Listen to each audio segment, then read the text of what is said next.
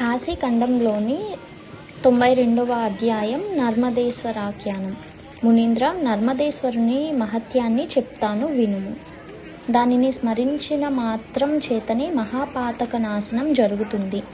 ఈ వారాహ కల్పం ప్రవేశించినప్పుడు మునిశ్రేష్ఠులందరూ కలిసి మార్కండేయ నదీ శ్రేష్ఠాన్ని తెలియచెప్పమని అడిగారు.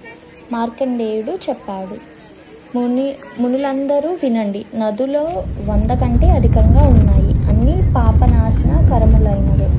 అన్ని నదులు సంపదలనిచ్చేవి. అన్ని నదుల కంటే శ్రేష్టములైనవి సముద్రంలో కలిసేవి. వాటిలో కూడా మహాశ్రేష్టమైనవి నదులలో ఉత్తమ నదులు గంగా, యమున, నర్మద, సరస్వతి అనే ఈ 4 నదులు చాలా పుణ్యమైనవి.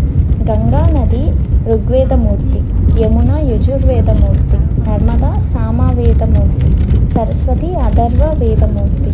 గంగా సర్వ నదులను పుట్టిస్తుంది, సముద్రాన్ని కూడా పూరిస్తుంది.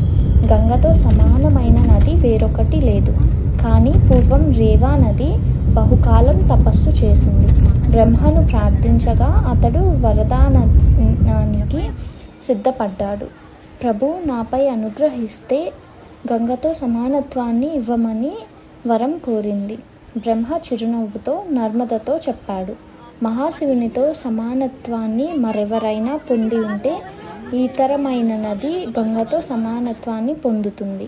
పురుషోత్తమునితో సమానుడైన పురుషుడు వేరొకడుంటే అప్పుడు వేరొక నది గంగతో సమానత్వాన్ని పొందుతుంది.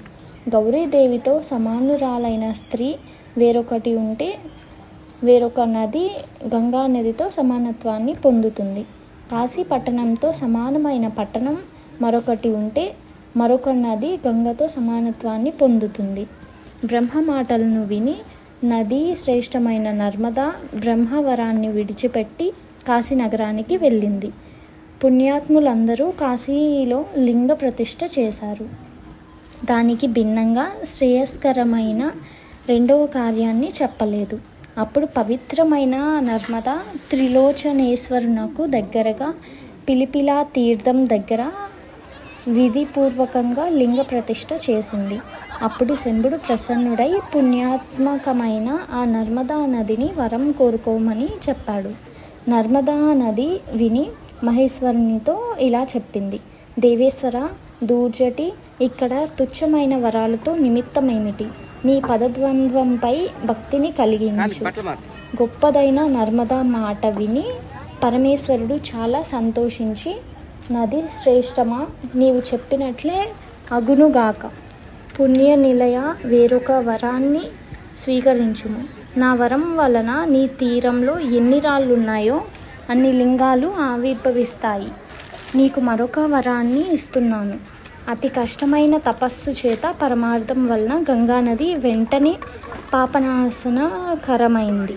యమునా నది 7 రోజుల్లో పాపాన్ని నశింపజేస్తుంది. సరస్వతి 3 రోజుల్లో పాపనాశనం చేస్తుంది. నిన్ను దర్శించినంత మాత్రం చేతనే పాపనాశనం కలుగుతుంది. నర్మదా, మరొక వరాన్ని ఇస్తున్నాను. దర్శనం చేతనే పాపనాశనం చేయుదాన.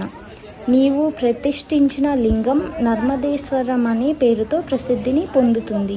ఆ లింగం మహాపుణ్యాన్ని, శాశ్వతమైన ముక్తిని ఇస్తుంది. ఈ లింగాన్ని దర్శించుకున్న వారికి యముడు నమస్కరిస్తాడు. దేవి, కాశీలో అడుగడుక్కి అనేకములైన లింగాలున్నాయి. కానీ నర్మదేశ్వరుని అద్భుతమైన మహిమ మరొకదానికి లేదు అని చెప్పి ఈశ్వరుడు అంతర్ధానం చెందాడు. ఈ విధములైన వరాలకు నర్మద కూడా సంతోషించింది. అద్భుతమైన పవిత్రతను పొందింది. తన దేశానికి వెళ్ళి తనకు తాను పాపనాశినిగా చూసుకున్నది. మార్కండేయుని మాటలను విని మునీశ్వరులు సంతుష్ట మనస్కులై తమ తమ నివాసాలకు వెళ్ళారు. స్కందుడు చెప్పాడు, నర్మదేశ్వరుని మహత్యాన్ని భక్తితో విన్న మానవుడు పాపమనే కంచుకాన్ని విడిచి గొప్ప జ్ఞానాన్ని పొందుతాడు. ఇది శ్రీ కాశీఖండంలోని ఉత్తరార్ధంలో నర్మదేశ్వర మహత్యం వర్ణమనే 92వ అధ్యాయం.